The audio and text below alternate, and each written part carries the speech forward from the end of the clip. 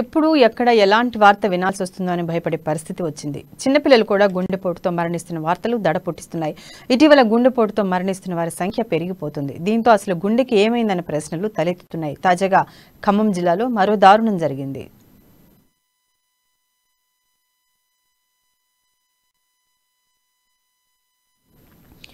పట్టుమని 25 ఏళ్లు కూడా నిండని యువ గుండెలు సైతం ఆగిపోతున్నాయి. పండరాలను సైతం పిండి గొట్టగల కండలున్నా గుండెలు మాత్రం ఎందుకు బలహీనంగా మారిపోతున్నాయో అర్థం కావటం లేదు. గుండెపోటుతో ఇంటర్ సెకండ్ ఇయర్ విద్యార్థి ప్రాణాలు కోల్పోవడం ఖమ్మం జిల్లాలో విషాదాన్ని నింపింది. ఖమ్మం జిల్లా బోనకల్ మండలం బ్రాహ్మణపల్లిలో విషాదం నెలకొంది. ఇంటర్ సెకండ్ ఇయర్ చదువుతున్న 18 ఏళ్ల రాకేష్ గుండెపోటుతో ప్రాణాలు కోల్పోయాడు. ఒక్కసారిగా కుప్పకూలిపోవడంతో అతన్ని ఆసుపత్రికి తరలిస్తుండగా మార్గ మధ్యంలో మృతి చెందాడు. దీంతో కుటుంబ సభ్యులు రోధిస్తున్నారు. 18 ఏళ్ల కుర్రాడు గుండెపోటుతో మరణించడం ఏంటంటూ ఆశ్చర్యపోతున్నారు.